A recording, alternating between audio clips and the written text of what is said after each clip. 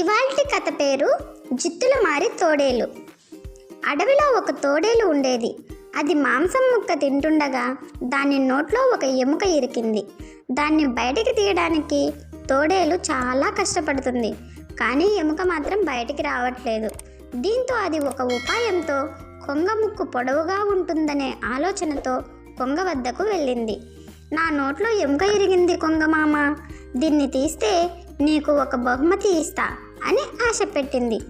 దీంతో కొంగ తన పొడవాటి ముక్కుతో ఎముకను బయటకు తీసింది, కానీ తోడేలు మాత్రం బహుమతి ఇవ్వకుండా వెళ్ళసాగింది.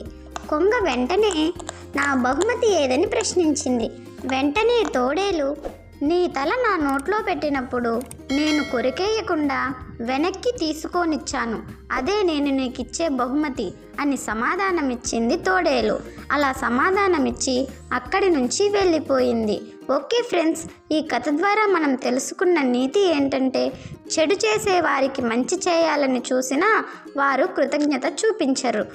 ఈ కథ కనుక మీకు నచ్చినట్టయితే ప్లీజ్ సబ్స్క్రైబ్, లైక్ చేయడం మర్చిపోవద్దు. Thanks for watching. బాయ్.